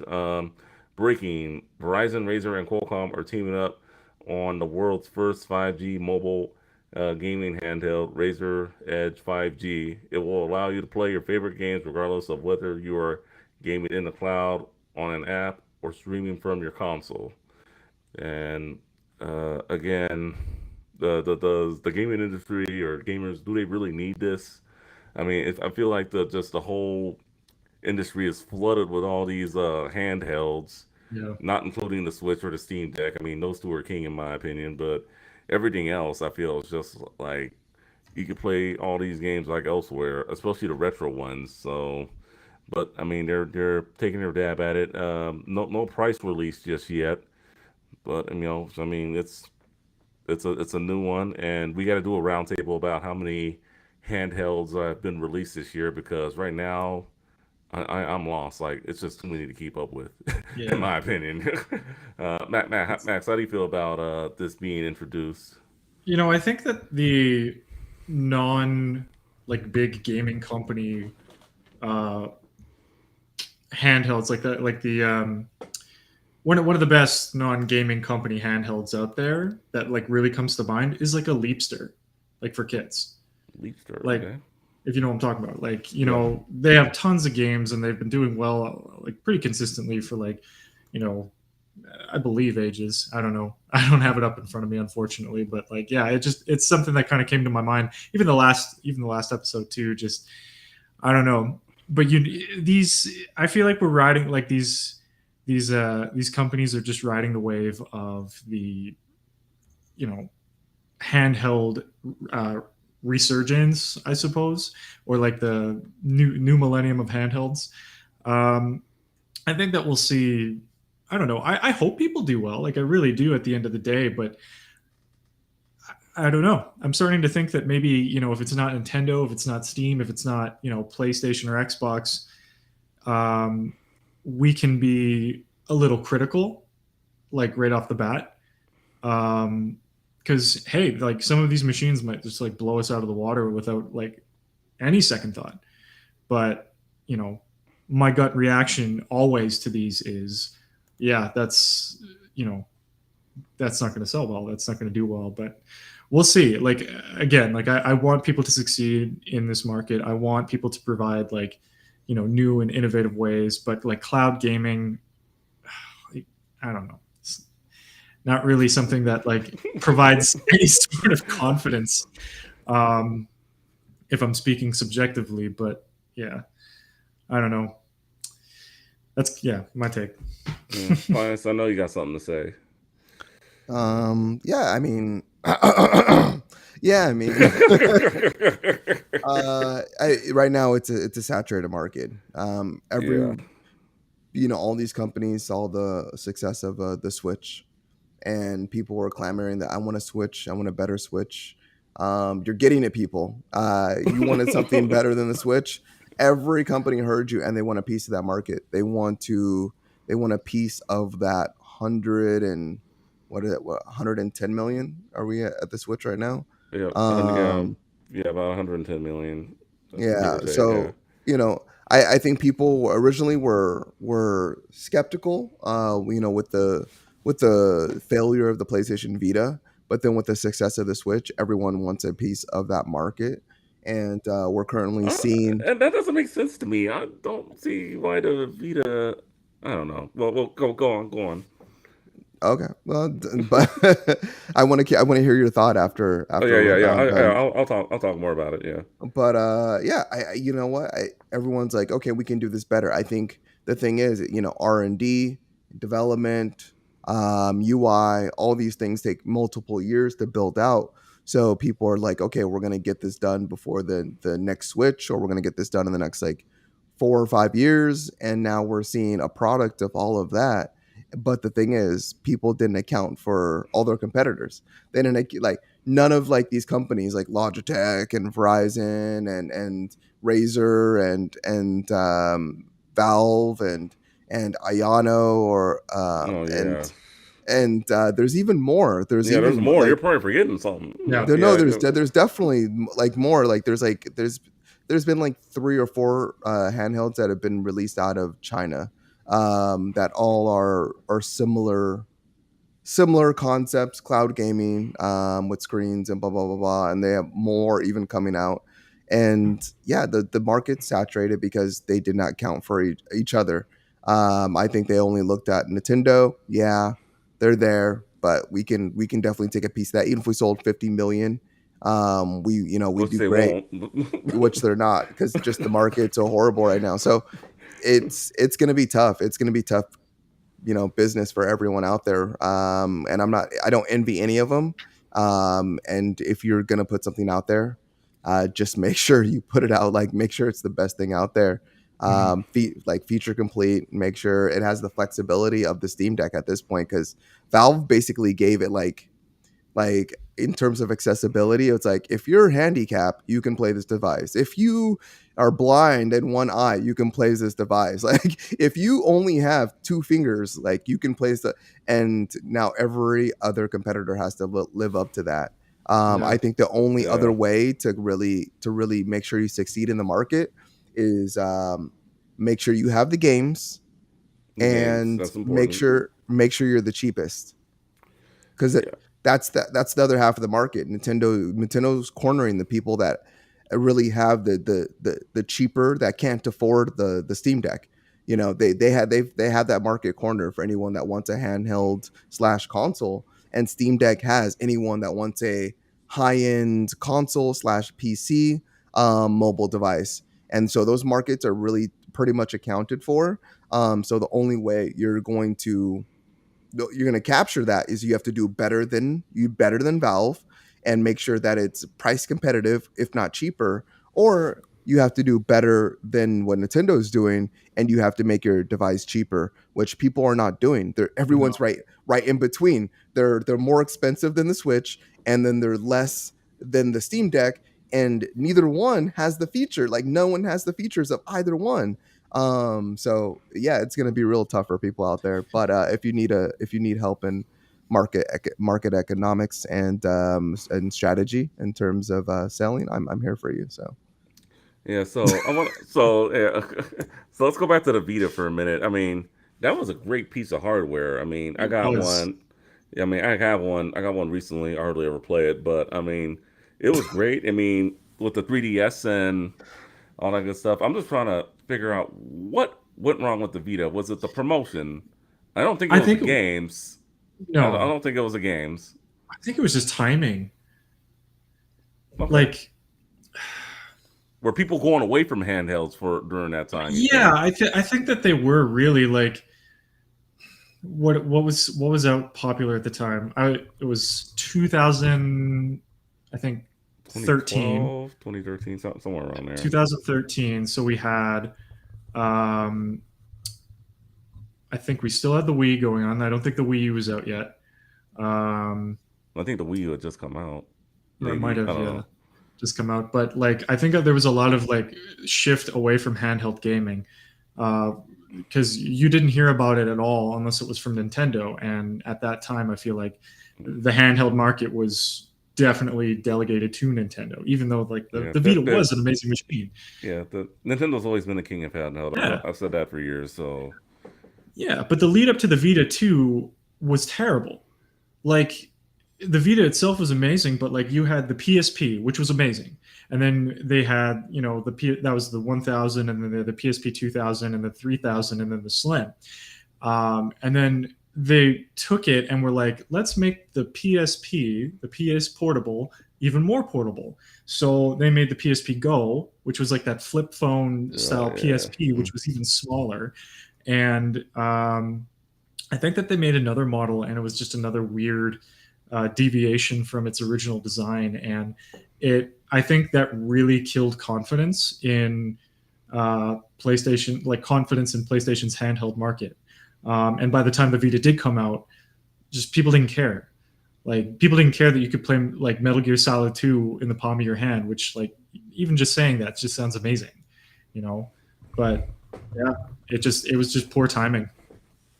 no, it absolutely was. mm. I'm sorry, J man. Did you want to jump in right here? Oh no, you're good. You're good. Yeah, I mean, it was poor timing. If you think about it, that's also like you guys said, 2012 the Wii released in North America, the same time as the PlayStation Vita. So Mm. both of those released 2012.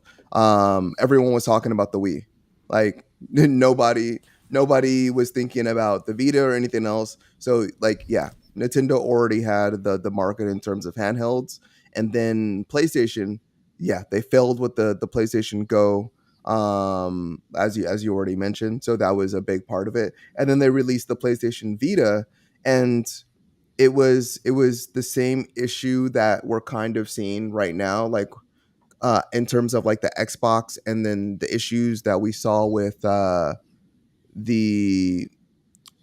just the original PlayStation Vita, also proprietary memory cards. So Yeah. you gotta remember Yeah, those memory cards. At that time, they were like, the micro SDs. Yeah, yeah, the micro SDs Mm. were Sony proprietary. So they cost a fortune. They were like $200 for like 64 gigs because the yeah. space wasn't, the Yeah. technology hadn't evolved yet. So like that was a really big issue. I think games were actually an issue too. Hmm. Just because Sony just they have this very they have this habit, just the thing that they do is that they bring out these peripherals, and they bring out these technologies and things like that, and they don't market them. Like they just kind of they put them out there and they just like kind of let them leave them out there to die. And so they did that with the original PlayStation Vita. I think I'm sorry, the PSP. They did that with the Mm. PSP, and then with the PlayStation Vita, it came out and it just wasn't marketed very well. Yes, there was a little bit of commercials, but it was already more expensive. You had to buy the proprietary memory card, and then it wasn't compatible with the PSP, which was even worse Yeah, because yeah, Yeah. you think it would be. So you buy this device, you buy the memory, you know, you spend about $500, $600. The controls weren't great. Those joysticks, the analog sticks Yeah, the analog yeah, sticks would have been better, and they could have, were, yeah. Oh yeah, and no, they could have, yeah. and they could have made them click down too. You know, I don't know why they Yeah. were. It's They had a weird. touchpad on the back, and Yeah, I didn't like that. yeah, yeah, and you know, and the biggest selling point would have been having Sony first party games on that system, but they really did not focus on bringing a ton of first party games to that system. The only one I could think of is Uncharted offhand, and I think there might Killzone. There might have been a Killzone game on there, yeah, um, but there wasn't a lot. Wipeout, I believe. Yeah, There yeah, was a yeah. I mean, Wipeout. there's a wipeout on everything, but Mm, yeah, there wasn't a ton of great marketing. There was definitely problems with the system. The price yeah, point wasn't there. It's still expensive to this day. Like if you go on yeah, Amazon, it's like yeah, still yeah, $350. yeah. So it hasn't gone It's down not in cheap. price.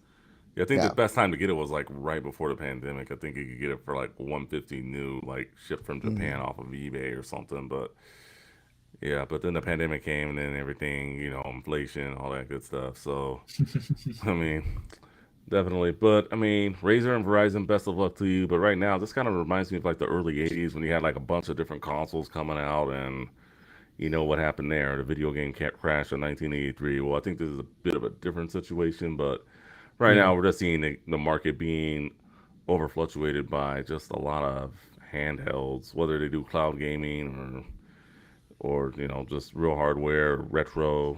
Yeah, even retro there's quite a bit too. So I mean, if you guys are gonna buy some, we should do a show on which one we think is best to buy. Just so you're not getting ripped off. Just do your research. That's the best thing I could really tell you. But I wish Razer, Verizon, and Qualcomm the best of luck. All right, moving on. Splatoon 3 has some updates.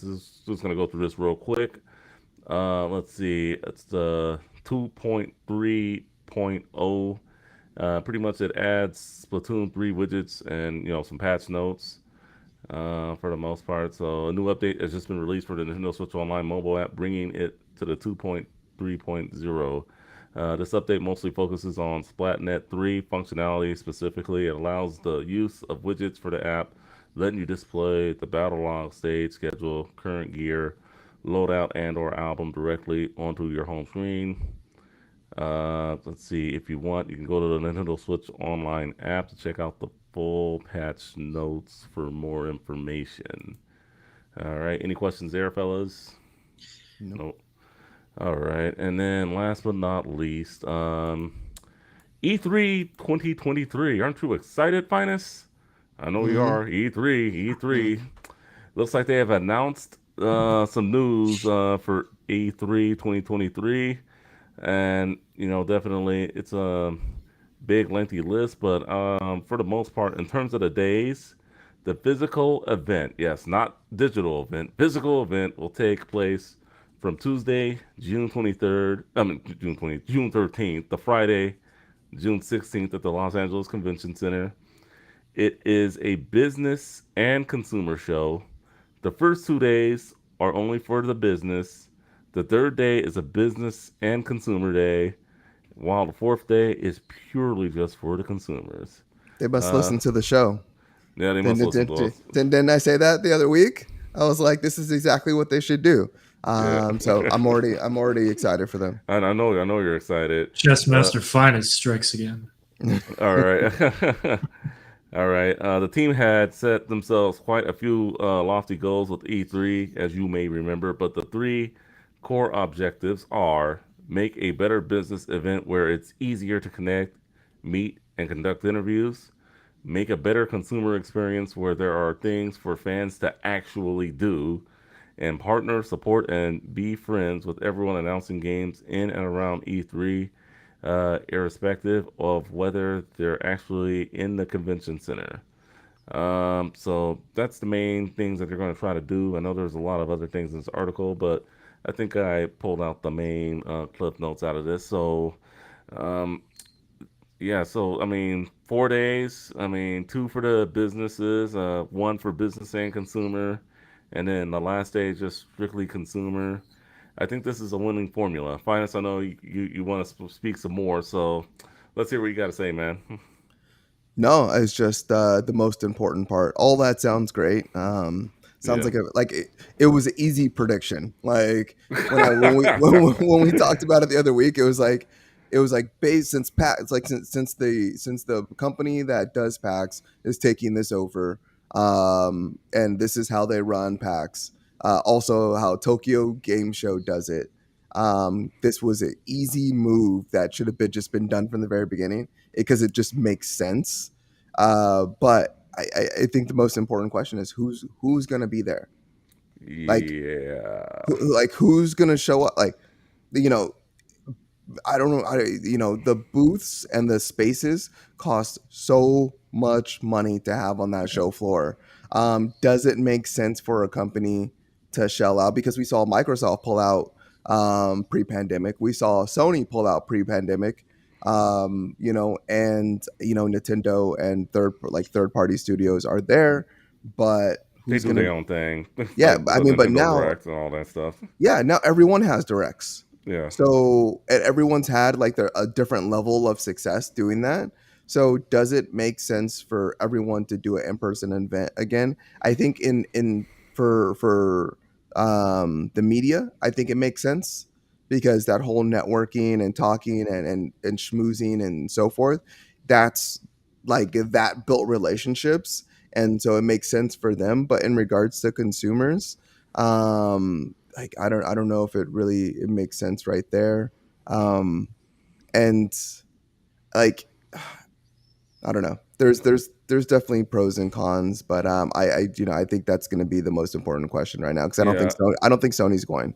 Yeah. So that's one only I one. think it's gonna be very hard to get Sony back into it. I know they could probably get Microsoft back. I mean, maybe they could do some collaboration with Summer Game Fest because I mean that was pretty much going to be taking over for the whole like E3 while they were gone. I mean, let's be real. Earlier this year, we thought they weren't coming back. So Mhm. the fact that PAX, the company that runs PAX, is taking over, But does it, Keeley want to partner with him? Like that's the real question. I mean, he has his own event.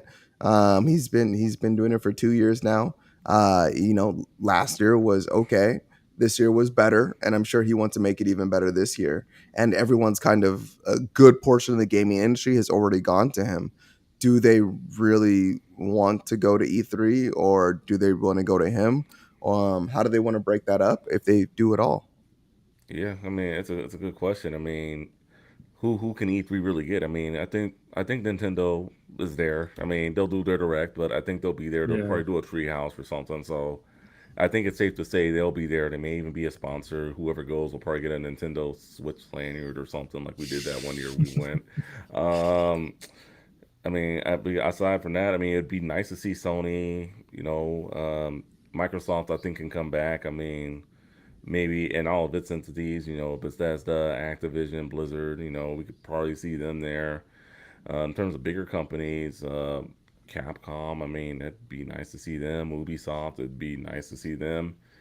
I mean, it's going to be a tough go. I mean, it sounds like they're going to be going head to head, So I mean, it's looking kind of yeah. June is looking pretty packed next year. The the only way I see them surviving and Mm, continuing to thrive is they basically have to give them the spaces for free.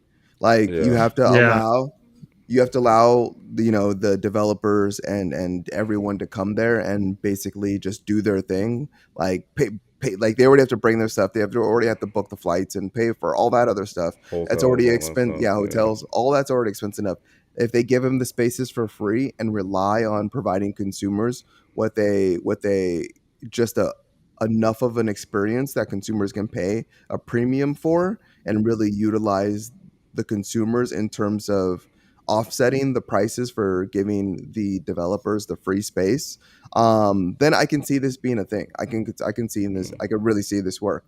If they're going to charge, $10,000 for a space, no, I don't see it happening. If they charge, if they're going to charge, $50,000 to use their amphitheater, it's not going to No, work.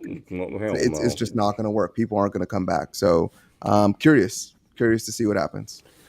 This could be your first trade show, Max. And have you ever been to LA before? You could come. I have been to LA, but Oh, yeah, I've only ever been. Every E3 has been an online experience for me, unfortunately. So that would be wonderful. I'd absolutely love to come. But yeah, like just as you guys were saying, like everyone seems so comfortable splintered off in their own Nintendo Directs, their state of plays, um, their own like company centric experiences. And if that's working for them, like you said, like unless they're providing like free spaces, free parking, and things like that, I don't. It's going to be tough to see if we're going to get like a really cohesive gaming world at E3. So it is definitely going to be interesting to see what happens. yeah, What's up, I was J on man? mute. Yeah, I was also on mute again. Yeah, I'm definitely interested. I mean, who knows? We can get the whole Game and Watch crew down there, and it could be our first live event together at E3. Game and Watch podcast from E3, or maybe we can go to Game On. I don't know, or the SoCal Gaming Expo. But it'd be nice. It never hurts to dream. But I mean, I'm glad that it's coming back. Hopefully, I wish it well. I mean, I'm gonna be looking at the prices of this. Hopefully it's not too expensive, and I think the day to stay away from would be that Thursday when both consumers and business are there. At Yeah. least, at least for the business people, because when we were there, finance those business people were pretty mad that they're just Yep. letting everyone in and Yeah, there was like, just straight talking shit about us in front of us. Like he was yeah, they like, were pretty pissed off. yeah, it was pretty bad. I was like, wow. It's Wow, I like, shouldn't have come here. Well, yeah, it's like they didn't even know who they're talking to. They were just talk. They would be talking to a consumer about consumers. It's like, oh man, all these consumers here would, these people just taking over the show. I have to wait in line so long, and blah blah blah. And it's like, bro, I'm a consumer. Like I'm here just to experience this for a first time. But yeah, yeah, I mean, it was a blast. I mean, I'm glad I went to E3 for the first time. Just it was definitely excellent. It was definitely better than what we did the year before that. E3 live. What a joke, man. But yeah, I think we've told you all that story where we're like yeah, at the we have. LA live. Yep. It's a funny story, but yeah, I'm glad they opened it up to the public that next year. So I mean, definitely let's try to see what E3. Hopefully they have a little bit of the magic left. So E3, you're going in the right direction now. You got the dates out there. Now let's look at the prices to go to the event, and then we'll arrange on the Game and Watch podcast, make an appearance there. You never know. All right, moving on to our main topic, and it is Google Stadia is shutting down. So, I mean, are we really surprised about this? I mean, let's be real. I mean, I've been critical about this thing from the beginning. So, for the most part, it's shutting down. It's going to be shutting down on January 18th, 2023. I guess the good news is if you did invest in this, Google will be refunding all Stadia hardware purchased through the Google Store, as well as the games and add-on content purchased from the Stadia Store. Google expects those refunds will be completed by mid-January. Word from the vice president, Phil Harrison, he said a few years ago, we also launched a consumer gaming service, Stadia, and while Stadia's approach to streaming games for consumers was built on a strong technology foundation, it hasn't gained the traction with users that we expected. So we've made the difficult decision to begin winding down our Stadia streaming service. Employees on the Stadia team will be distributed to other parts of the company. So at least they won't be losing their jobs. That's a good thing. Just I think the writing was on the wall with this thing for a while. I mean, I'm not really surprised at all that this is coming to an end. Like we said before, when this thing launched, we did a show, years ago that just I just didn't like the way it was presented. They're making it sound like it was the game, like Netflix of yeah, the Netflix of gaming pretty much. But having to pay $60 for a game that you're not even downloading, Mm, streaming from the cloud. I mean that's just kind of a red flag, But I mean, I'm yeah. glad Google is going to be giving consumers their money back. But I mean, it kind of sucks for them because it's like if you have Destiny, it's like this was the main way you played Destiny. I hope it wasn't, but if this was the main way you played Destiny, it's like, oh, now I gotta play it somewhere else. That kind of sucks. And I don't have a Xbox Series X or a PS5 or a PS4 or Xbox One to play Destiny on, or Destiny 2 rather. I'm just using that as an example, but I Yeah. mean, for the most part, this doesn't surprise me. With Google, they've had a history of putting things to bed before. I mean, I was hoping when they got into the gaming industry, they would have made a big impact, and unfortunately, they didn't. So, I mean, but you've heard enough of what I think. Max, what do you think? Well, yeah, like I remember when this came out as well, and it definitely felt like, you know, it's like imagine if Blockbuster charged you $60 for like, a VHS rental. It's like great, like this isn't really an amazing incentive for me to try this out, but it definitely seemed like they were very confident that this was going to be like a massive contender for PlayStation, Nintendo, and Xbox. And I don't know, it just wasn't. And I felt like that. I remember that rubbing me the wrong way for sure when it came out. It just this, I don't know, arrogance, this blind confidence now. Um, but yeah, I don't know. I just even you know what I even when I was like reading about like the Razer and the Horizon handhelds as well, like it almost feels like they should take this as like a cautionary tale as well, like as like you could have like a future of slow decay where you're continuing to stick your head above water in the sea of relevancy, but it's just not happening. It's nice to know that people are getting refunds for everything that they're getting, and um, you know, it's nice that the hardware, which is actually amazing, I think from what I hear, is getting repurposed into like it's not just getting dumped; it's getting recycled. It's going to make like some of their other avenues a lot better, but um, yeah, people with like Ubisoft games that play online, people with like Destiny 2, like where do they go from here? Is there going to be some account transfer? Is there going to be, because that's that's like a almost like that's like a chunk of your life gone at that point that you're not getting back. Like especially for games like that where the Oh yeah, investment, yeah, like you guys are Destiny 2 players, like I mean, this probably like really stinks to really think about. well, Like former Destiny 2 player, fine and former, slow. yeah, but yeah, no, it's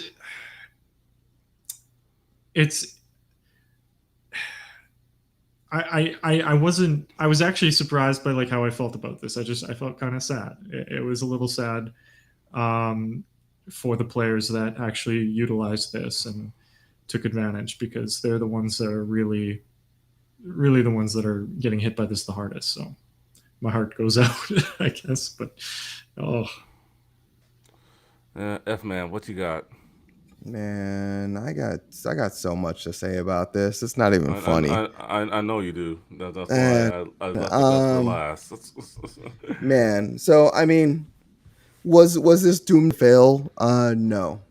Because Google had all the money in the world to do right. They had all the resources, all the internet bandwidth, everything, servers that they needed in order to make this survive. Um, Missteps in the initial definitely Yeah. started the cascading effect. I mean, when Stadia launched, there was only one game. There's only one exclusive game available. that was new. Every other game was a rehash or a game that already came out that was already available on console.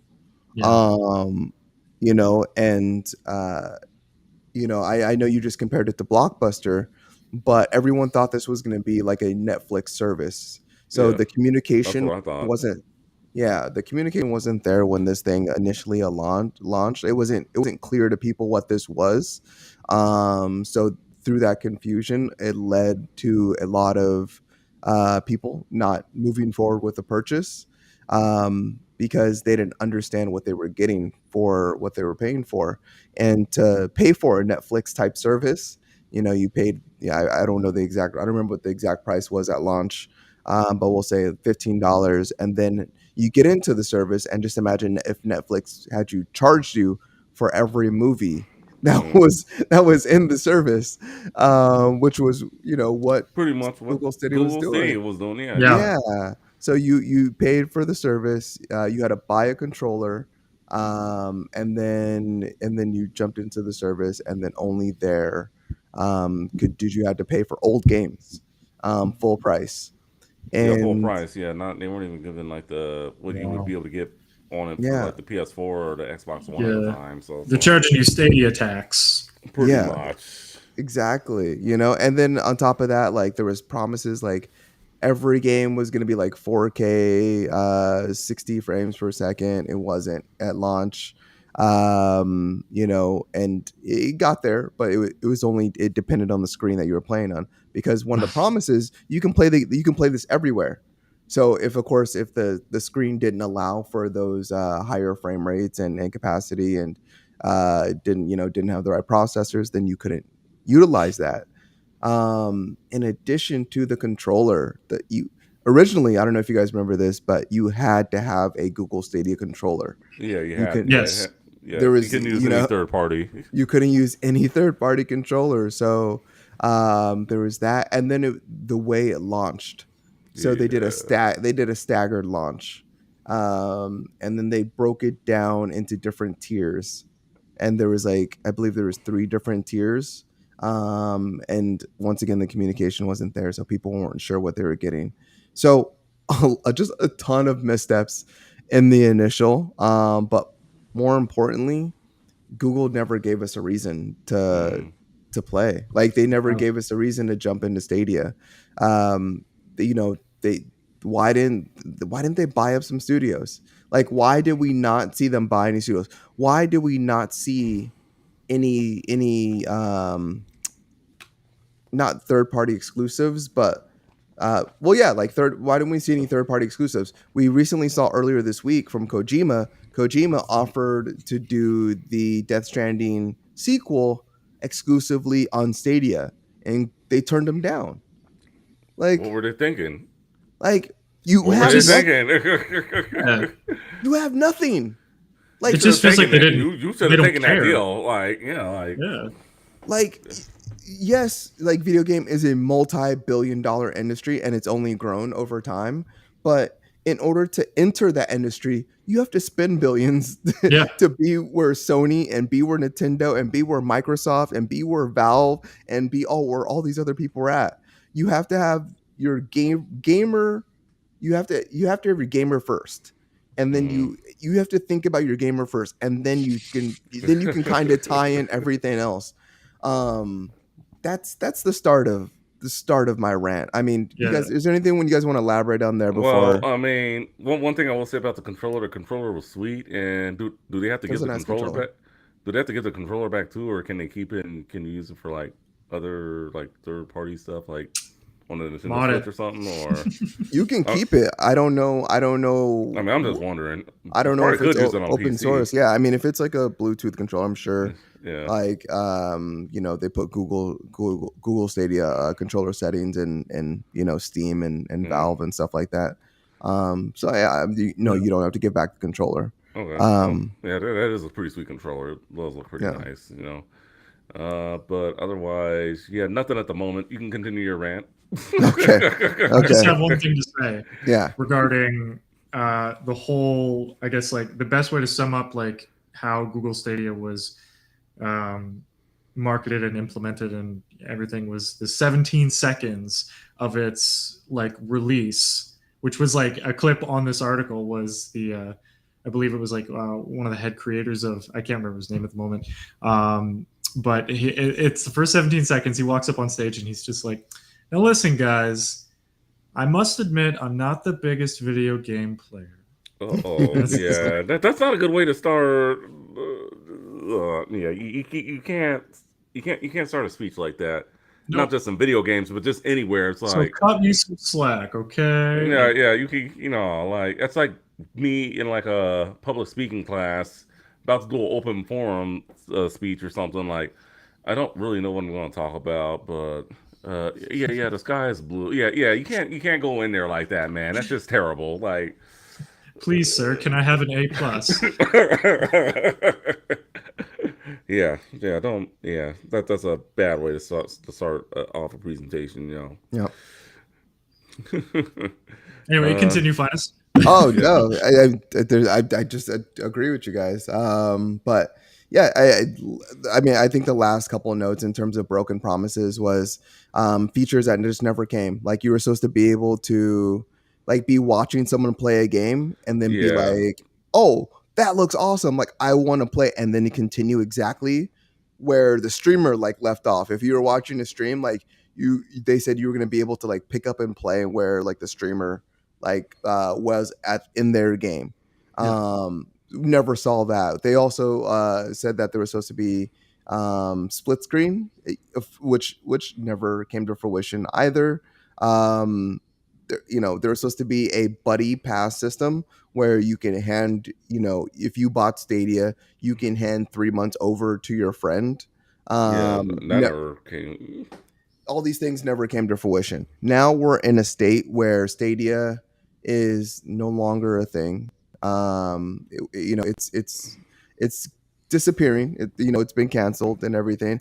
But in terms of the people that did have Stadia, there was a couple tens of thousands of people out there, and for Google not to tell its partners, to Yeah, not to tell Bungie, to not to mm, tell Ubisoft, not to Whoa. tell any of the indie developers that currently were getting ready to release games, that they were shutting down their services, to not give any heads up whatsoever, is the worst part about this. And this is why a lot of people didn't buy into it in the first place, because people did not trust Google. And for the people that did, they are now getting burnt. Like yeah, like Ubisoft, and Ubisoft is having to figure out like where its players are going to go.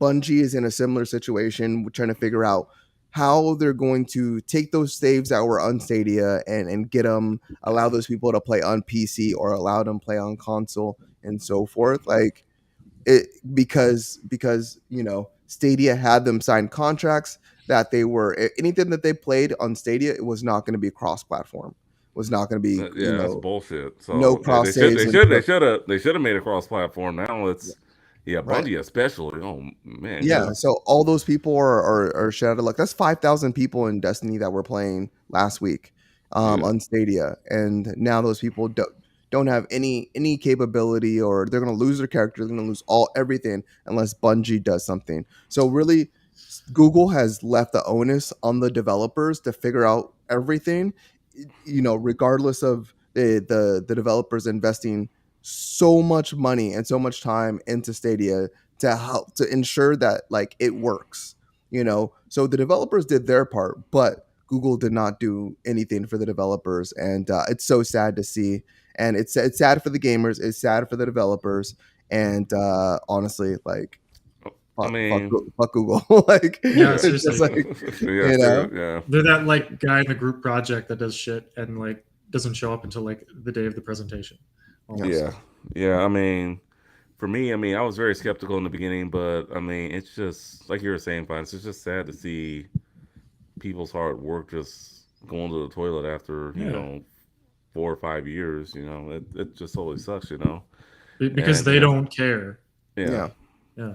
I mean, it sucks for the people, yeah, the developers really, and the people behind it. But it was already kind of a red flag when people were leaving Stadia like to go elsewhere. It's just that was kind of, I'm not saying the writing was on the wall then, but it's just not a good sign if people were leaving for unspecified reasons. So Yeah. I mean, it sounds like Ubisoft and Bungie are going to have nightmares with this transition, but hopefully they can figure something out.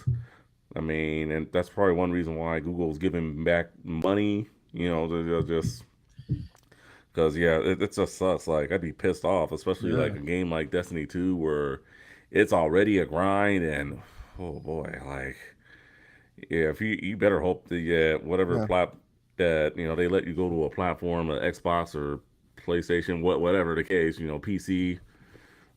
Yeah, that's gonna be 3 years of play gone. yeah. Stadia's been out for 3 years. So if you started on day one, like 3 years of grinding, I mean, I remember my time in Destiny. And by year two, I was over 500 hours. So Yeah. like if Yeah. you're 3 years in, like I mean, you're probably approaching that, like you're nearing almost 1,000 hours in Destiny. If you're anything like me and all the other people that were playing. But yeah. All right. Anything else on Google Stadia closing, shutting shop? Oh yeah, I do Yeah. have do have a couple questions. Oh yeah, go ahead, Max. Yeah. Stop using Google as a search engine from this moment on. Use Bing. Yeah, no. All right. But with Google Stadia shutting down, what's this mean for the future of cloud gaming? I mean, you think it's here Razor to Horizon. stay, or I Oh mean, yeah, it's sticking around. I it's mean, going around. Yeah. you look at like we talked about earlier. There's like 20 handheld Yeah. cloud devices that are coming out. Cloud gaming, is bigger than any. It's bigger. 60% of all console sales is on the cloud now. Mhm. It's all digital, So so in it's not other going words, anywhere. it's not going away. It's not going No. anywhere. Just Yeah, maybe just got to get someone else behind it besides Google, and with Xbox, doing what was it? Their online X Cloud or whatever. Yeah, I don't think that help matters either. I don't think it could put the nail in the coffin, but at the same time, it's just like why do this when hey, I have an Xbox, I can play cloud on my cell phone through X Cloud. Yeah, just no. I totally get it. All right, and then otherwise, anything else you guys want to speak on? Let's see, on Google Stadia. Are you guys good? nope. If not, I said my piece. um, Yeah. I'm good. Yeah. all right, all right. So we are going to get into the release rundown, which is not as long as last week. Hallelujah! I put together these captions today, and yes, it was quick. Last week was like 14, 20 games last week, but this is only the tip of the iceberg for October. October is going to be a pretty crowded month, but let's get into it. We got Dakar Desert Rally coming to the PS5, PS4, pretty much all consoles and PC. It looks pretty like a pretty fun racing game for the most part. Coming out October 4th. Also October 4th, we have Overwatch 2, the big one. All consoles and PC on that one. Deathverse Let It Die. It's coming to PC October 5th. And yeah, we talked about that one last week. And then also Near Automata. It's coming to Switch October the 6th. And then No Man's Sky coming to Switch October 7th. And then a game I added that we missed back in June. It's an old game. Well, it's a remake of or remastered remake, whatever you want to call it. Pocky and Rocky Reshrine, which is for the PS4 and Switch. It actually is pretty interesting. It was very hard back in the day, at least on the Super Nintendo. So yeah, not too much coming out, and one game already available. See, I told you it'd be pretty quick, unlike last week where it was like a bunch of games, and yeah, it just seemed like the list never ended. So this was quick, thank God. Uh, any games on this list that you guys are interested in? Finance, will start with you. Um, I mean, there's great games here. Nothing that I would play right now. I think Overwatch 2 is like the Overwatch 2 and Dakar Desert Rally are the only like new games that are releasing. Death First released last week on all consoles. Now it's releasing on PC this week. Near Automata is already released on the PlayStation years ago. They did an initial version and then they did another version. There was like version like 1.2579 blah blah blah blah, and then they did another version after that. And then No Man's Sky has been out for years also, and we've seen that on everything. So Pocky and Rocky Reshined, I have no idea what that is, but if you say it's good, I'm sure that might be one to check out.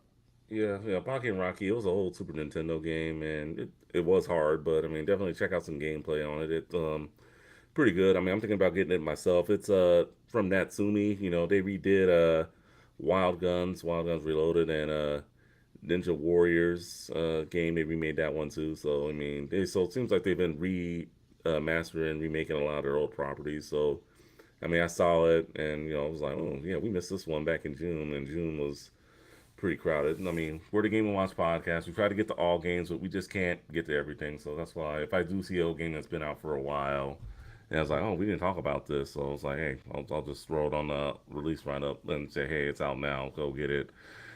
Max, any of these games out there looking good to you? Death First Let It Die definitely Mm. catches my eye. Um, just from kind of based on my experience with like the first game. Let It Die was an amazing romp in like a weird. Uh, God, how do I even describe it? Like if Dark Souls was a game show. um, but yeah, definitely that one. And then No Man's Sky for the Switch. I have kind of slept on No Man's Sky completely, Yeah. so it might be a Um, really if good I do introduction.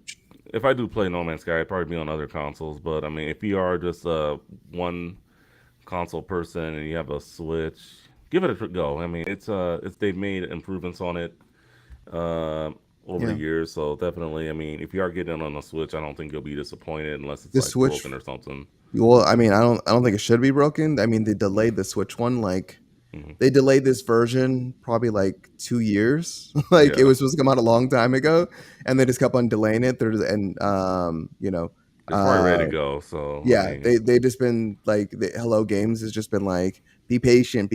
We're working on it. It's taking more time than we thought. No Man's Sky is a while it's procedurally generated, it's still a huge game. yeah, So it is. yeah, Yeah, I mean, I think it will work pretty well on the Switch. I mean, if they can make Witcher 3 work on the Switch, I think if you dummy it down enough, did Witcher 3 work on the Switch? eh, Did it? Work is a very loose term when you say that. manageable. It got Okay, through. uh, I don't know. no comment here. Mm. I mean, I don't have it on the Switch. I mean, if I do play The Witcher 3, wouldn't be on the Switch. I mean, I mean, for me, definitely Dakar Rally. That racing game looks fun. I'm not much of a big Overwatch 2 fan. Like I said, No Man's Sky. I mean, definitely give it a try if the Switch is your only console. And then Pocky and Rocky Reshrined. I think I will play that at some point. I mean, it does look good. So, I mean, in my opinion, I'll definitely give it a try. Maybe we'll play it on stream or something. All right. So with that done, let's get to our favorite part of the show: chat room comments. Who wants to go first? Max, you want to go first? Chat room. Yeah, I'll take a look. Um,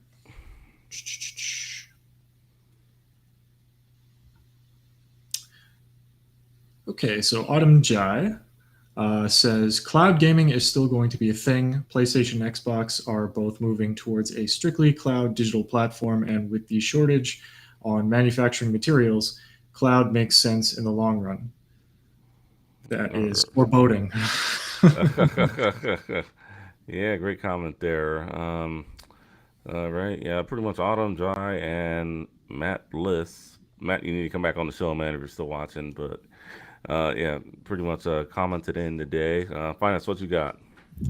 Mine. Oh, Autumn dominated the chat today, so Yeah. I'm gonna give mine to Matt. That helped me with the word I was thinking of for the all the different specs in the Steam Deck. Gyroscope. Gyroscope Gyro, was the word. Yeah. gyroscope. All right. I know there was quite a bit. I think I'm gonna Said the do two. magic word. I think since I'm hosting the show, I think I'll do two by Autumn. Let's see. It was a close third, but I mean, I'm just gonna do two. Let's see. She says that we should definitely use the podcast to get press credentials to go to E3. We definitely should. We should definitely try it. Get the whole crew to come along. I mean, it could become a reality. And then I gotta go back to that trivia. It looks like the artists she named were actually in the game. LL Cool J, Queen Latifah, Onyx, Rap Jam. I don't know if she played it back in the day. I don't know if she Googled it, but We'll give her the benefit of the doubt. She just knew. yeah, yeah, That's why she has to get on the podcast too. yeah, That's yeah, right. definitely, yeah. All right, and with that being said, we are gonna put this episode in the books, episode 106 of the Game and Watch podcast. Be sure to check out another episode of the Game and Watch podcast next week. Thank you for watching. Thank you for tuning in. Thank you for listening. We are out. Thank you very much. Bye now.